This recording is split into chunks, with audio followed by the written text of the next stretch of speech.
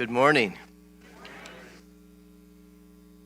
It's good to see you all here this morning. And it really is. I am Randy Peltola. I'm one of the elders here. Introduce myself very quickly. But you know what? It really is a privilege to get to share God's word with you all this morning, especially talking about Jesus. What a privilege for me to get to share with you things I'm learning about Jesus. And this morning, I'll be speaking on a very familiar passage in Mark, as we've been preaching and talking through the book of Mark these last several weeks. Mark chapter 6. Have you ever had a very busy day? Have you ever had a very busy week where it's just one thing after another? Even though much of it might be very good, you're so busy that you end up missing meals, and because the demands on you are so high that you just don't even have a few minutes to stop and get something to eat. Has anybody ever been in that situation? Maybe you're working late at night, getting up early in the morning, and then doing it all over again. Some of you might have experienced something like this when you're in charge of a big project or a big gathering or something like that, and everyone is coming to you and with requests and questions. And then finally you see that there might be an end to the busyness, and you think you'll be able to rest. You may be looking forward to getting home, putting your feet up, maybe watching a little TV and eating some pizza. But instead you get home and you find there is yet more to do. You don't think you can keep going, but you have to. These things are important. They're essential. Have you ever been there? It happens a lot when you have small children. I remember that. Sometimes you don't even know when it will end until you can finally get a chance to relax. And I think this may have been the situation with the disciples as we look at this passage this morning. If you have a Bible, please turn to Mark chapter 6. And just prior to this passage, Jesus had just said to the disciples, so this was earlier, let's go to a quiet place and get some rest. But then the crowds kept following Jesus, kept following them, and as you know, Jesus had compassion on them and decided to feed the 5,000, which would have been a big project, just from the loaves and fish that they had with them. And now, after all of that was finished, and things were winding down, and everybody had enough to eat, there was still one more request. Mark chapter 6, starting in verse 45. Immediately he, Jesus, made his disciples get into the boat and go before him to the other side, to Bethsaida, while he dismissed the crowd. And after he had taken leave of them, he went up on the mountain to pray. And when evening came, the boat was out on the sea, and he was alone on the land. And he saw that they were making headway painfully, for the wind was against them. And about the fourth watch of the night, he came to them, walking on the sea. He meant to pass them by, but when they saw him walking on the sea, they thought it was a ghost, and cried out. For they all saw him and were terrified. But immediately he spoke to them and said, "Take heart, it is I. Do not be afraid." And he got into the boat with them, and the wind ceased. And they were utterly astounded, for they did not understand about the loaves, but their hearts were hardened. There are a few things I notice about this passage. Number one, Jesus was in control. He must have been tired too. But still, he was in charge. He had a plan. Disciples, you go to Bethsaida by boat. Get in the boat now, go. Crowds, you go home. God bless you, you're dismissed. Go. I will go to the mountain to pray. This is the way. Disciples were tired, number 2. Maybe a little grumpy. When this account says Jesus made his disciples get into the boat, I'm wondering if there was a little resistance. You see, this word made in the Greek translates to force or compel. In other words, I believe Jesus had to verbally push them to get them into the boat. I think they often questioned his logic or doubted him, especially when it was with boats and water. After all, several of them had spent much of their lives on boats and in the sea. And even after this miraculous feeding, they are unsure of him. Number 3, fear and relief. Fear not so much because of the wind and the waves. That's just made them more tired. Fear was when they saw Jesus and didn't recognize it was him. Relief when they found out it was him. And number 4, hardened hearts. Because of their hardened hearts, they struggled to understand the loaves and the fishes. Probably also his walking on the water and many other things that he did. A few years before I met Liza, which was a long, long time ago, I was working for a company that made me move to Europe. Now, for some of you, this may sound exotic, but for me at the time, I didn't want to go. In fact, I had just gotten engaged, not to Liza, but to someone else, and I was making my plans. But from what I understood, I didn't think I had a choice, so I went. They sent me there with basically nothing. For the first 4 months, I just went from hotel to hotel, factory to factory, early mornings, late to late nights, day after day. In fact, they didn't even give me a company credit card. I had to use my own credit card. I submitted the reports, the expense reports every week, and they didn't pay. I did get a salary, but I just used it to pay all the hotel bills. And they promised me, don't worry, the reimbursement process is just very slow. Eventually you will get paid. Please be patient. But at a certain point, I was so tired and so exhausted, and I didn't understand why they pushed me so hard and treated me so poorly, that I started imagining that they were plotting things against me. I would go to bed at night and sometimes lay awake thinking about the situations and the scenarios that could happen. Of course, there was evidence that could point to my claims, but in reality, with a clear mind, it just wasn't true. Well, this is not the only time I've imagined things. On another trip, and this was after I was married to Liza, I was scheduled to go to Sicily. Again, very exotic place, right, for a business trip. You may know that Sicily is supposedly the home of the Italian mafia. Not only that, but in real life, Mount Etna, which is just in the metropolitan area of Catania, which is where I was going, was erupting.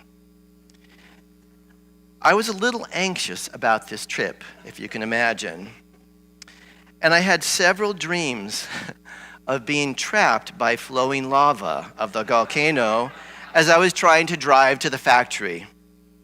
I had other dreams of being caught by the mafia for having contraband and them cutting off portions of my fingers. No kidding, multiple of those dreams.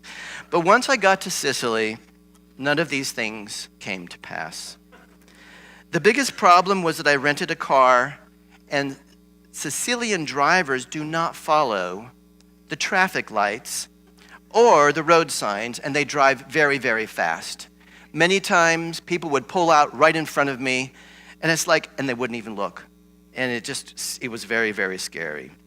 And it's no surprise, at the end of my trip, I found out the insurance bill for 1 week was over $1,200. My boss wanted to know if this was a typo. I said, no, this is not a typo. But also, there was no mafia, and there was no danger of the volcano. The reality was just a very high insurance bill. The biggest thing I learned out of that trip was never rent a car in Sicily. Just take a taxi. But anyway, when the disciples got into the boat, they were already tired, bothered, and likely nervous about facing the wind and the waves in the dark. Not to mention that they were not far away from a very, very deep place in the Sea of Galilee, where it was believed that evil spirits dwelled. When the text says that they were making headway painfully because the winds were against them, as a hobby sailor, I had a little sailboat at one time, I know how frustrating that can be. In fact, knowing what little I do about lakes, winds, and sailboats, it's likely that these fishermen, a few from Bethsaida, where they were going, knew that at dusk there might be strong winds on that lake. And this was their territory.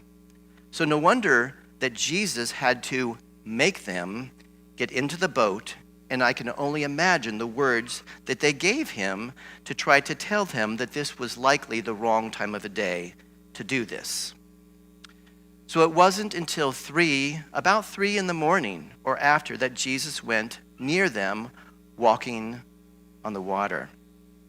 It meant that they had likely been struggling with the wind and the waves for several hours. They were exhausted. And that set them up for seeing what they thought was a ghost. This is the only place in the New Testament where this word phantasm is used. And it means figment of the imagination. And it does carry some superstitious elements as well, kind of like when children think there are monsters under the bed. It's interesting that the text does not say that they were afraid of the wind and the waves. Most of the wind and the waves were continuing to wear them out beyond the point of exhaustion. It says that they were afraid of Jesus because they didn't know it was him. Their minds were playing tricks on them. But the tension breaks when they hear a familiar voice saying, "Take heart, it is I.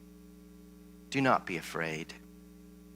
I'm sure at this point the disciples had never been happier to hear his voice. The interesting thing about the words Jesus used when he called out to them is that in the Greek version of the Old Testament, the Septuagint, this is like the phrase that God spoke to Moses out of the burning bush, calling himself, "I am." In other words, Jesus said, "Take heart. Do not be afraid. I am." After that, it says that he got into the boat and the wind and the waves ceased. But we read something a little different in the Gospel of Matthew after Jesus says, "Don't be afraid. It is I." This is what we read in Matthew chapter 14, starting in verse 28. "And Peter answered him, 'Lord, if it is you, command me to come to you on the water.' He," Jesus, said, 'Come.' So Peter got out of the boat and walked on the water and came to Jesus. But when he saw the wind, he was afraid, and beginning to sink, he cried out, 'Lord, save me.' Jesus immediately reached out his hand and took hold of him, saying to him, 'O you of little faith, why did you doubt?' And when they got into the boat, the wind ceased." I found it interesting that the account in Mark did not include this courageous attempt of Peter to walk on the water. It says that he did actually walk on the water and then became afraid and began to sink. I would have given Peter a big applause just for making the successful attempt and walking a few steps. Scholars say that most of the Gospel of Mark came from Mark's writings of the teachings of Peter. Peter himself. So while Peter was preaching to people after Jesus had gone, telling them about his experiences with Jesus, Mark would write them down. As Mark was not actually an eyewitness or one of the 12 disciples, so he was more of a disciple of Peter. And it's very likely that when Peter was preaching about Jesus, he didn't include the things that would draw attention to himself. Rather, he wanted to keep the focus on Jesus and what Jesus was doing. But we see another difference in while Matthew says that after Jesus got into the boat, it says those in the boat worshiped him, saying, "Truly you are the Son of God." In Mark, it says that they were utterly astounded, for they did not understand the loaves, but their hearts were hardened. In this context, the word hardened means callous or tough, petrified, dull, or blind. In other words, they resisted him. They could not see who he really was. There was a barrier between Jesus and their hearts. To me, this means that there was a mixture of opinion about Jesus from the various disciples, or they all had mixed feelings about him. Maybe they knew what they should say, but in their heart, there was still hardness. I can remember a Japanese guy I worked with saying, "Sometimes I bow because I know I should bow, but inside I'm standing up." And sometimes we say or do things that are really different than what we think. And maybe this is the way that the disciples were at this point in their training with Jesus. I think for most of them, it wasn't until after he rose from the dead, and maybe not even until Pentecost, that they truly began to realize who he was. And when I take a step back from this pageant to look at the whole time Jesus spent with his disciples, so much of what he did was a part of a process, a journey, to teach them and show them who he was. He wanted to be known by them. The miracles, the water to wine, the raising of the little girl from the dead, several of these were for them, for the disciples.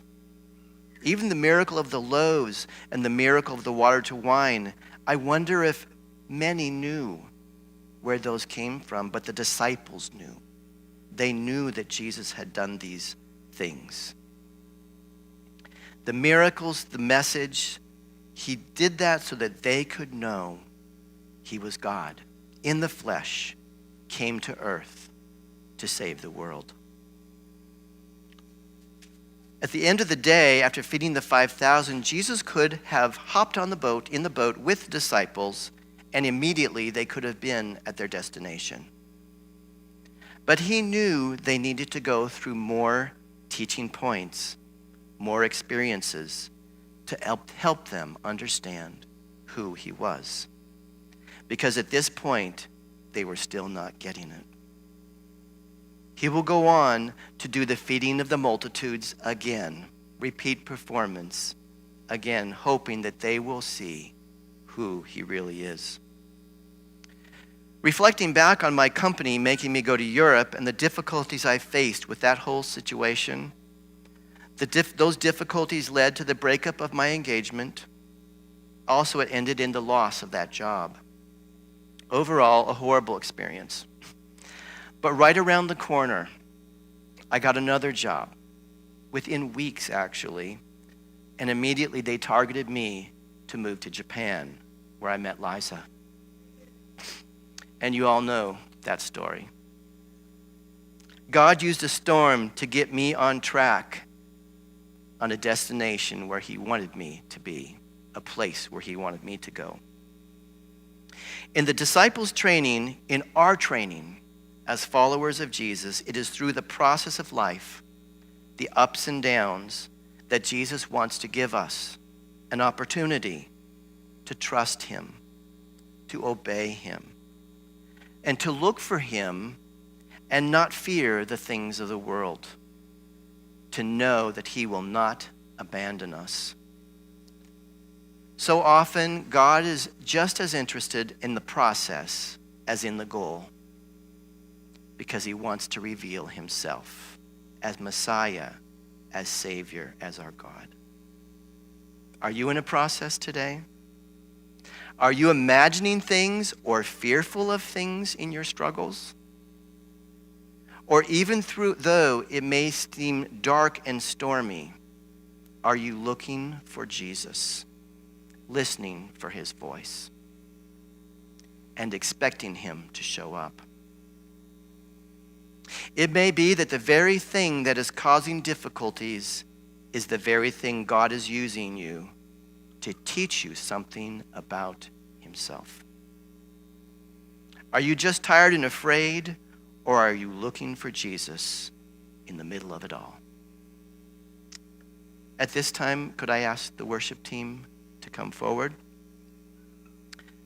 Psalm 139 says, "Your hand shall lead me, your right hand shall hold me."